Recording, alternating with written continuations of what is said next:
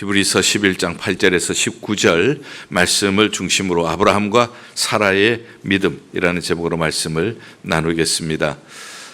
히브리서를 공부하면서 제가 어떤 관점에서 이 말씀을 선포할 것인가를 말씀을 드렸습니다.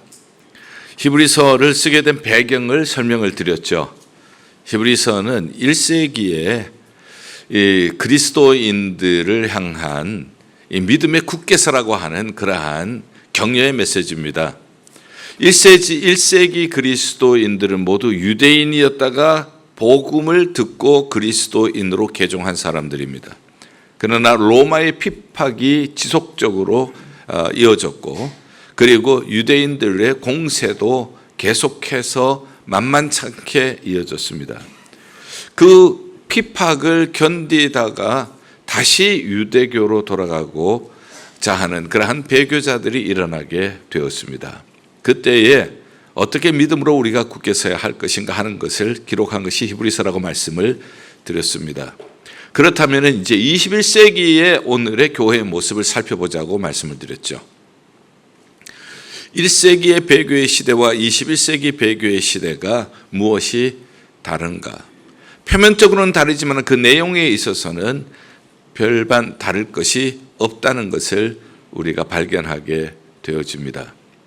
20세기만 해도 빌리그레암 목사님 전도 대회 때에 The Bible says, 성경이 얘기했습니다 하면은 우리가 성경에서 벗어난 것을 회개하고 돌아왔어요. 그러나 지금은 The Bible says가 없어졌습니다. 지금은 성경의 절대 권위가 없습니다. 모두가 상대화가 되어지면서 개인의 권리를 주장을 하고, 그리고 개인이 믿는 신앙을 주장을 하면서 모든 것이 상대화가 되어버리는 거예요.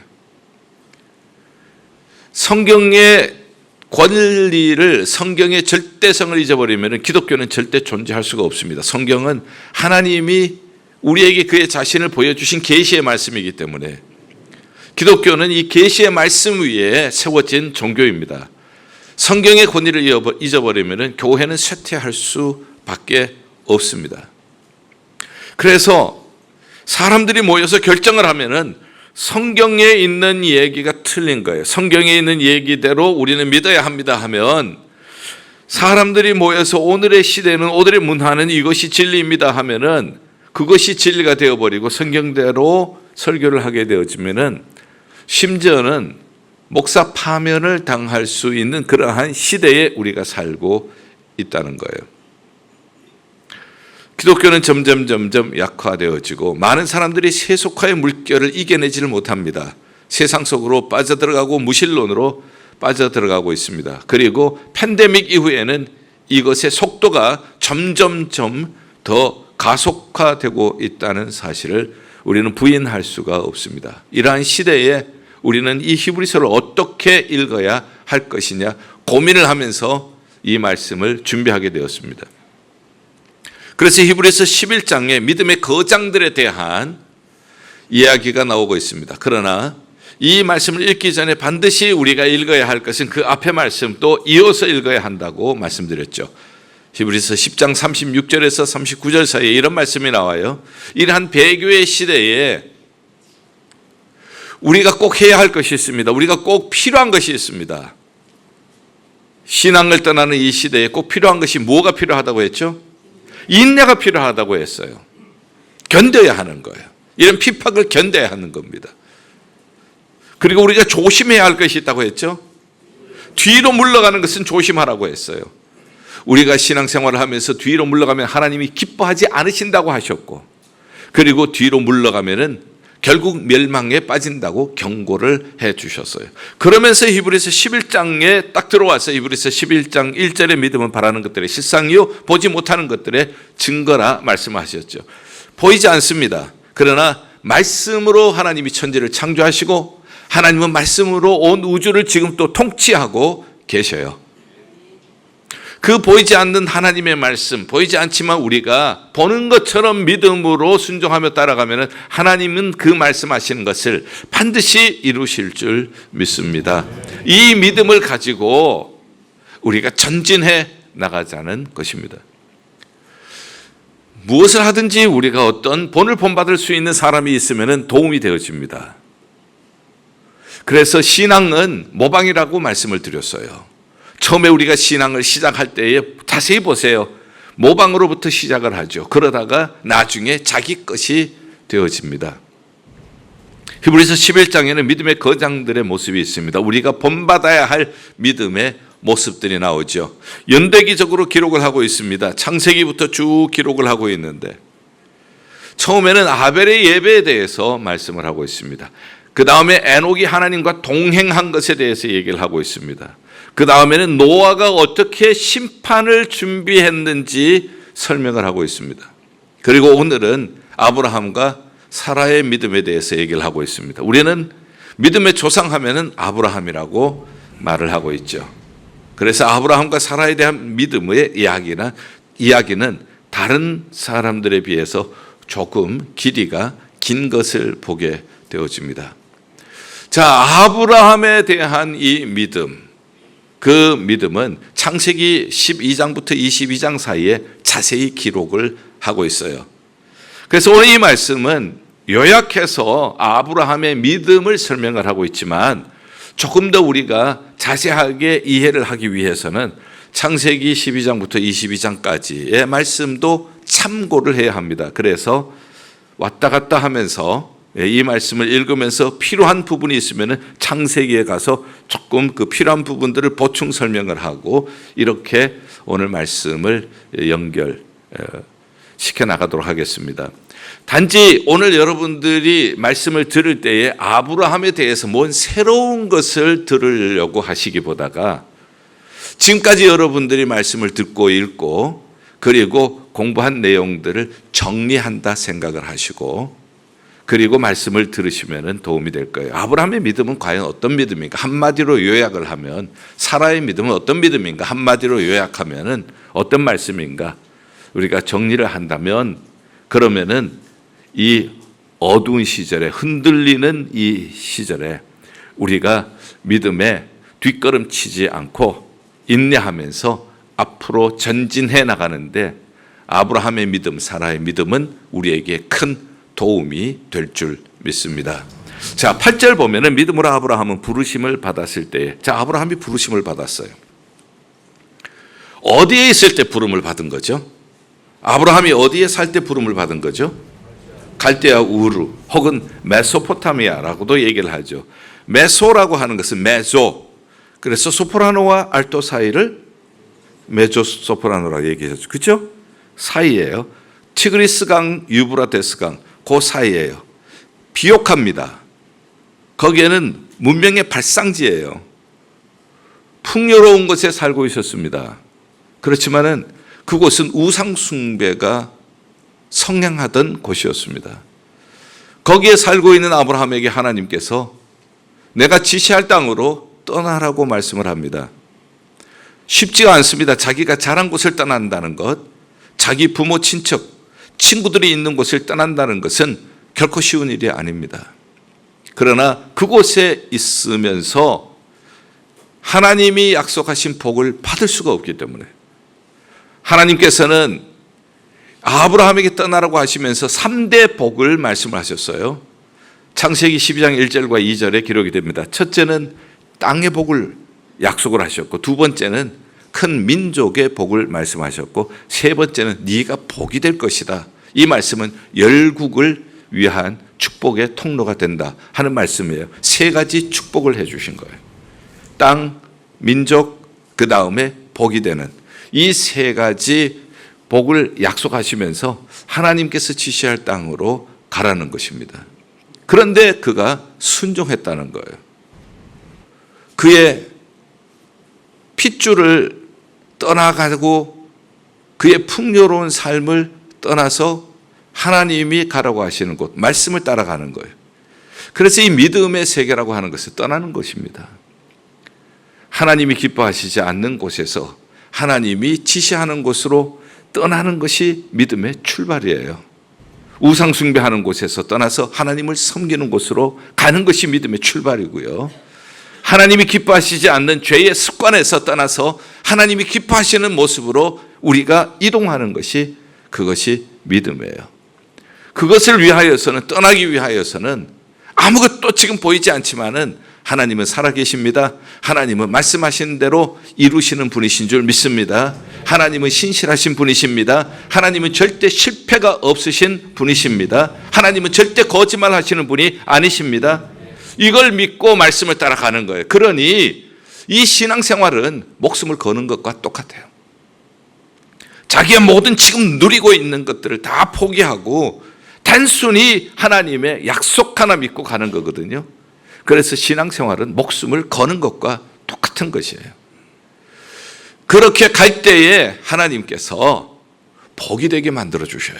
그렇게 될 때에 3대 복을 아브라함에게 주셨던 것처럼 우리에게도 허락해 주시는 줄 믿습니다.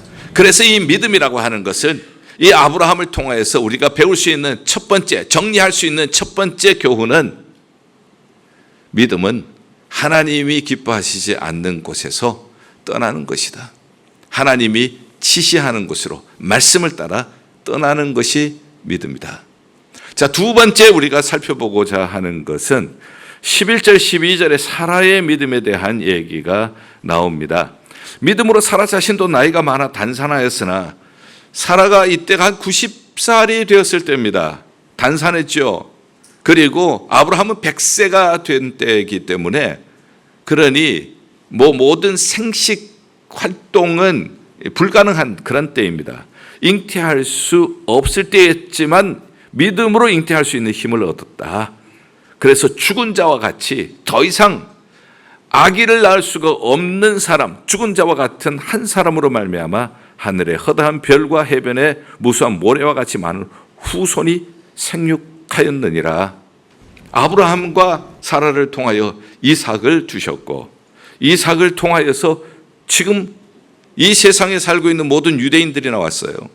그리고 그 후손 중에 예수 그리스도께서 탄생하셨고, 이 예수 그리스도를 믿는 사람은 영적으로 아브라함의 자손이라고 얘기를 했어요.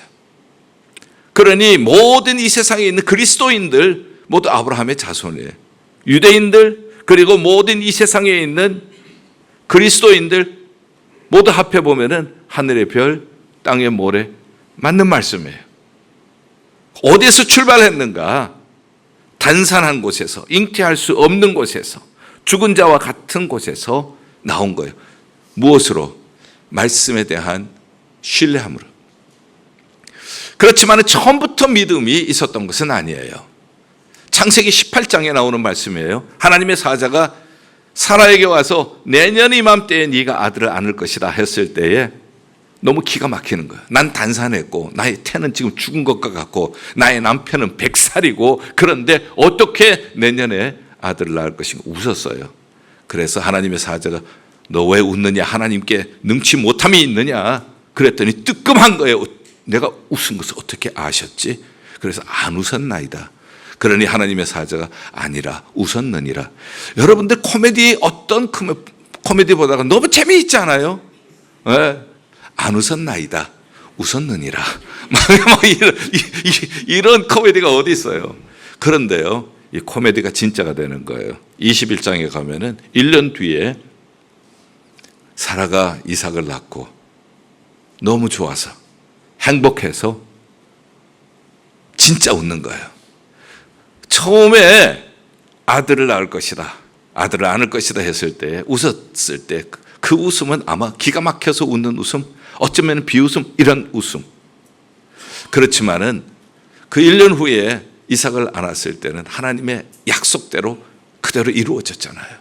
그래서 그때는 진짜 웃음, 너무나 행복한 웃음. 자, 여러분도 혹시 이삭이라고 하는 이름의 뜻을 아세요? 이삭의 뜻. 그렇죠. 웃음이란 뜻이에요. 하나님이 진짜 웃게 해주셨다고. 내가 처음에는 말도 안 되는 것 같아서 비웃었지만 하나님은 능치 못함이 없으신 줄 믿습니다. 하나님이 나를 진짜 웃게 해 주셨습니다. 그래서 이삭 이름의 뜻은 웃음이라고 하는 뜻이에요. 신앙에는 이처럼 단계가 있습니다. 우리가 신앙에 출발을 할 때에 하나님이 기뻐하시지 않는 곳에서 떠나는 것, 그리고 하나님이 기뻐하시는 곳으로 가는 것이라고 했죠. 그렇다고 해서 우리가 떠난다고 해서 처음부터 신앙이 완성되는 것은 아니에요. 신앙에는 단계가 있어요. 하나님의 약속과 지금 내가 서 있는 현실과는 너무나 거리가, 디스턴스가 너무 멀어요. 그래서 단계를 밟아서 우리는 성숙해 나갑니다. 마치 프리케이, 그 다음에 킨더가든, 엘리멘터리, 그 다음 하이스쿨, 칼리지 이렇게 가는 것처럼 우리가 꼭 필요한 것이 있습니다. 하나님의 약속을 믿고 인내해야 돼요. 뒤로 물러가면 안 돼요. 끝까지 약속을 믿고 전진해 나가다가 보면은 인내심도 생기고 겸손도 생기고 그리고 우리의 믿음이 정화되게 될 것입니다. 그런데 요즘 시대는 참 인내하기가 어려워요. 굉장히 힘든 시대에 우리가 살고 있습니다. 지금 21세기는 스피드 시대예요. 변화, 스피드 변화. 이것이 21세기의 화두예요. 모든 이야기의 중심은 스피드와 변화예요. 변화하지 않는 것은 의미가 없다고 얘기를 합니다. 그러기 위해서는 스피드가 중요하다고 얘기를 해요. 이 스피드와 변화를 가속화시키는 것이 3T라고 얘기하죠. 그래서 텔레커뮤니케이션, SNS를 포함해서 모든 이 사회 이 전산망, 그 다음에 투어리즘, 여행, 얼마나 여행이 빈번합니까? 아무리 멀어도 우리가 여행이 이제는 이 지구가 하나의 촌이 되었어요. 지구촌이 되었죠. 그리고 트랜스포테이션, 교통수단이 발전하면서 이것이 또 투어리즘이 가능하게 되었고요. 그래서 텔레커뮤니케이션, 투어리즘, 그 다음에 트랜스포테이션, 이런 것들을 인하여서 21세기를 더 빨리 가도록 만들어 주고 있잖아요. 그럴수록 우리에게는 뭐가 없어지는가 하면 인내가 부족한 거예요. 못 참아요. 못 견뎌요. 그런데 신앙의 세계는 견뎌야 하는 거예요. 신앙의 세계는 인내가 필요한 거예요. 마치 씨앗을 심으면은 싹이 나고 자라나서 열매를 맺을 때까지 기다려야 하는 것처럼 기다려야 하는데 우리는 못 기다린다는 거예요. 못 기다리면 어떻게 되는가 하면은 인간적인 방법을 사용하게 되어집니다. 사라가 못 기다렸어요. 인간적인 방법을 사용했습니다. 그래서 자기의 몸 좀 하갈하고 아브라함하고 같이 동침을 하게 만들었고 거기에서 태어난 사람이 누구죠? 이스마엘이 태어나잖아요. 그 이스마엘의 후손이 지금 모슬렘들이잖아요. 지금 또 계속 이스라엘과 모슬렘의 전쟁이 지금 끊어지지 않고 있어요. 그런데 이스라엘과 모슬렘과의 전쟁 그것만이 아니잖아요. 그 뒤에는 세계 강대국들이 지금 배후에 있지 않아요? 이 자칫 잘못하면은 세계 대전으로 확산될 수 있는 가능성도 있는 그러한 시대에 우리가 살고 있다고요. 하나님의 약속을 믿고 우리가 인내해야 하는데 인내하면서 내가 겸손해지고 인내하면서 내가 믿음이 더 성숙해지고 인내하면서 더 정화가 되어지고 그렇게 해야 하는데 못 기다리는 거예요. 못 기다리면서 인간적인 방법을 사용하면은 이런 사고를 치게 된다고요. 이것이 인류에 미치는 영향을 우리가 보면은 이 영향은 너무나도 엄청나다는 것이에요. 그래서 우리가 사라의 이 사건을 보면서 신앙은 단계가 있구나. 그 단계를 우리가 갈 때에 인내가 필요하구나. 절대 뒤로 물러서서는 안 되구나. 비록 이 시대가 스피드의 시대이지만 변화의 시대이지만 신앙의 세계는 인내가 필요하고 신앙의 세계는 뒤로 물러갈까 조심하고 신앙의 세계는 하나님이 약속하신 약속을 붙잡고 끝까지 인내하면서 가다가는 우리가 어느 순간에 이삭을 안고 활짝 행복한 웃음을 웃는 그날이 오게 될 줄 믿습니다. 이것을 우리가 배우는 거예요. 그래서 신앙에는 단계가 있기 때문에 우리가 그 열매를 따기까지 인내하면서 그리고 믿음으로 약속의 말씀 붙잡고 전진해 나가는 우리가 될 수 있기를 바랍니다. 자, 그 다음에 세 번째 보면 13절부터 16절 사이에 이 사람들은 다 믿음을 따라 죽었으되 약속을 받지 못하였고 그것들을 멀리서 보고 환영하였다. 지금 당장 이루어지지 않지만 멀리서 이루어질 것을 보면서 지금 사는 거예요. 자, 이 말씀이 굉장히 중요합니다. 이것을 이 성경에서 우리의 신앙생활에 굉장히 중요한 포인트인데요. 멀리 보는 것이 믿음이에요. 하나님께서 멀리 보는 것을 뭐라고 말씀을 하셨는지 그 다음에 보면은요, 우리가 본향 찾는 자인데 나온 바 본향을 생각했다면 돌아갈 기회가 있죠. 여러분들이 방학 때가 되어지면은 한국으로 많이 방문을 해요. 고향이 있으니까 돌아갈 고향이 있잖아요. 그러나 보세요. 그 고향이 아니라는 거예요. 더 나은 본향이 있어요. 우리에겐 더 나은 본향이 있는데 그것은 어디에 있는가? 곧 어디에 있다고요? 하늘에 있는 것이라. 우리에겐 더 나은 본향이 있는데 하늘에 있는 것이라. 하나님께서 우리를 위하여 믿는 자 위하여 한 성을 예비하셨느니라. 신앙은 멀리 보는 거예요. 멀리서 지금을 보는 거예요. 하나님이 우리를 위하여서 예비하신 한 성, 새 예루살렘 성, 천국을 우리를 위하여 예비해 놓으셨죠. 그 관점에서 지금 우리가 살아가는 거예요. 그러니 이 세상은 마치 무엇과 같은가 하면은 지나가는 통로와 같다는 것이 성경의 가르침이에요. 그래서 13절에는 멀리서 보고 환영하고 이 땅에서는 무엇처럼 살아야 한다고요? 외국인과 나그네처럼 살아라는 거예요. 여러분들, 나그네는 자기가 방문하는 곳에 거기에 모든 것을 투자하지 않습니다. 자기 본향에 투자하죠. 자기가 지금 가고 있는 곳은 다리와 같아요. 지나가는 다리와 같아요. 자기가 가야 할 그 본향, 그 본향을 위하여 투자를 하는 것이죠. 이게 그리스도인의 삶, 믿음의 삶이라는 거예요. 다리에 집을 짓는 사람 보셨어요? 여러분들 조지 워싱턴 브릿지 지나가 보세요. 조지 워싱턴 브릿지에 집 지은 사람이 있어요? 없어요. 지나가는 거예요. 마찬가지로 이 세상은 우리가 지나가는 다리와 같고, 이 세상에서 우리는 외국인처럼, 그리고 이 세상에서 우리는 나그네처럼 살아요. 나그네는 낯선 땅에 거기에 모든 것을 투자하지 않아요. 거기에 모든 것들을 집착하지 않아요.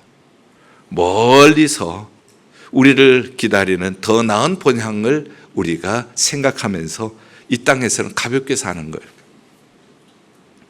가볍게 살기 때문에 이 땅에 축적하지 않아요. 이 땅에 뭐 집착하더라고 우리가 막 싸우고 할 이유가 없어요. 우리 모두 이후에 예수 그리스도를 믿고 천국에 올라가게 될 줄 믿습니다. 천국에 올라가는 그 관점에서 지금 보면은 우리가 여기에서 우리 집착하고 살 것이 아니라 이 땅에서는 그저 예수 잘 믿고, 그리고 하나님 주신 사명 열심히 충성하고, 청지기로서 열심히 충성하고, 열심히 주의 교회 섬기고, 열심히 선교하고, 열심히 구제도 하시고, 열심히 사랑하고, 막 싸우고 할 것도 없잖아요.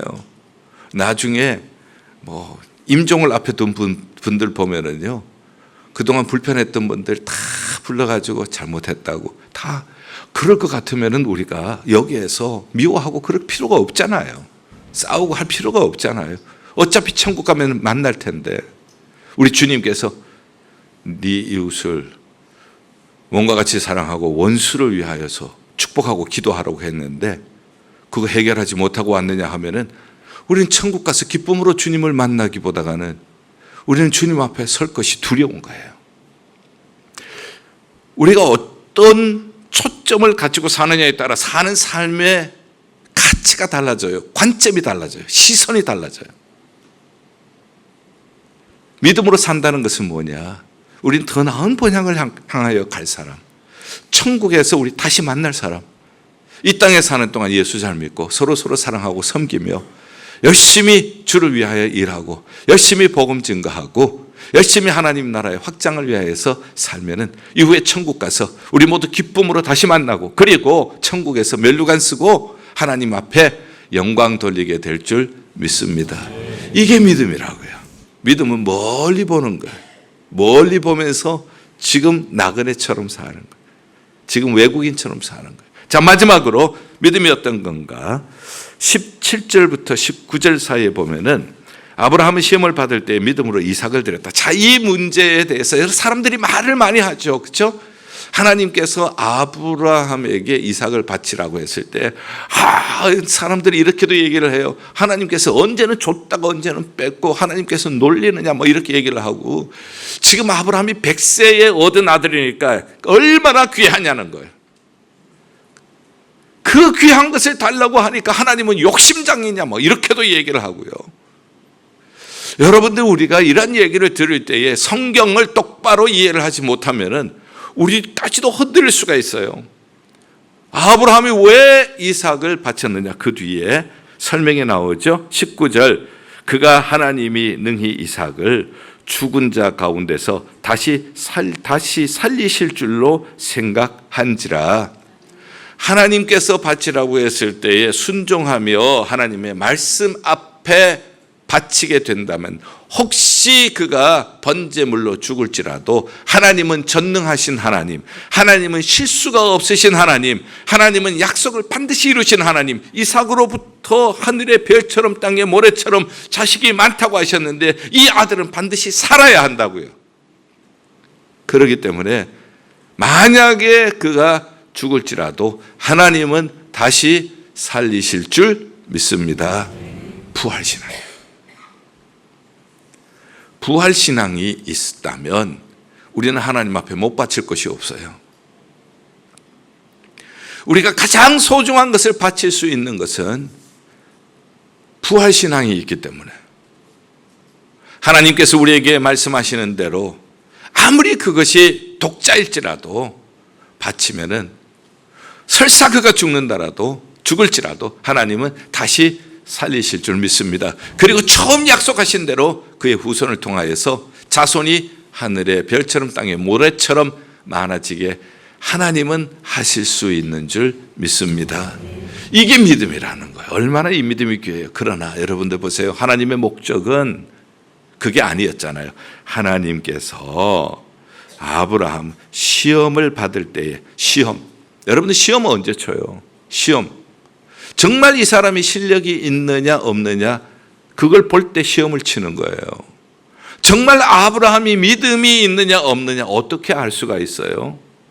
시험을 쳐봐야 알죠.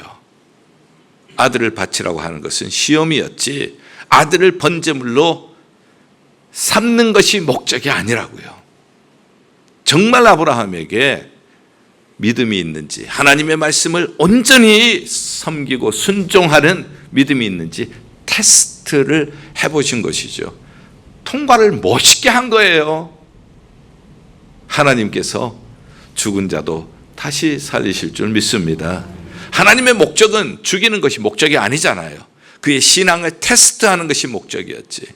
그래서 하나님께서 순양을 준비하시고, 그리고 순양을 대신 번제물로 삼으시고, 이삭은 살아나잖아요. 그러면서 그가 하나님의 산에서 준비하셨구나. 하나님은 이렇게 부활신앙을 가지고 하나님의 말씀대로 가장 소중한 것을 드릴 때에 하나님은 하나님의 산에서 준비해 주실 줄 믿습니다. 그래서 그것을 여호와 뭐라고 하죠? 이레라고 하죠. 여호와 이레의 체험을 하게 된 거예요. 여러분들 신앙 체험하고 싶잖아요. 우리가 신앙을, 듣는 신앙은 약해요. 지금 이 배교의 시대에 듣는 신앙, 머리로만 가지고 있는 신앙으로는 우리가 부족합니다. 힘이 없어요. 체험적인 신앙이 되어야, 그래야 힘이 있는 거예요. 체험적인 신앙은 어디에서 옵니까? 부활신앙을 가지고 하나님이 말씀하실 때 100세에 낳은 아들이라도 드릴 수 있는 순종하는 자세가 될 때에 하나님께서는 최고의 것을 드리는 자에게 여호와 이레의 체험을 하게 하실 줄 믿습니다. 자, 오늘은 제가 이 긴 내용들을 히브리서 11장에 아브라함과 사라의 믿음에 대해서 정리한 내용들, 그것을 창세기와 오고 가면서 다시 한번 간략하게 정리를 했습니다. 왜 아브라함, 사라 이 두 사람이 믿음의 명예의 전당에 오를 수 있었는가? 신앙은 떠나는 것이다. 하나님이 기뻐하지 않는 곳에서 하나님이 기뻐하시는 곳으로 떠나는 것이다. 신앙은 단계가 있다. 인내하면서 뒤로 물러가지 않고 끝까지 말씀 붙잡고 전진하다가 보면은 반드시 이삭을 안고 웃을 날이 오게 될 줄 믿습니다. 신앙은 멀리 바라보는 것이다. 당장 눈앞을 바라보는 것이 아니라 우리를 위하여 하나님께서 예비하신 큰 성을 바라보면서 이 땅을 나그네처럼 외국인처럼 살아가면서 이 땅에서 예수 잘 믿고 믿음으로 사는 것이 중요하다 하는 것을 말씀을 드렸고요. 그리고 하나님께 대한 부활신앙, 믿음이라고 하는 것은 부활신앙, 하나님은 죽은 자도 다시 살리실 수 있는 하나님이십니다. 가장 귀한 것을 드리라고 할지라도 우리가 드려도 오히려 하나님은 그것을 통하여 여호와 이레를 경험하게 하실 줄 믿습니다.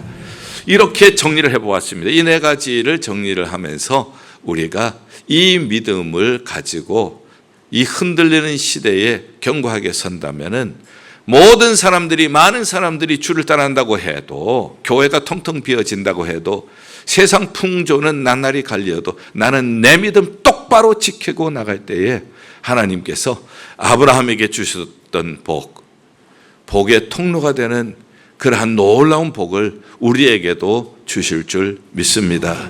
그런 복의 통로가 되시는 여러분들이 되시기를 주님의 이름으로 축원합니다. 기도하겠습니다. 하나님 아버지, 오늘 또 믿음의 얘기를 들었습니다. 믿음은 들음에서 난다고 했습니다. 오늘 이 설교를 통하여서 우리의 믿음이 성장하기를 원합니다.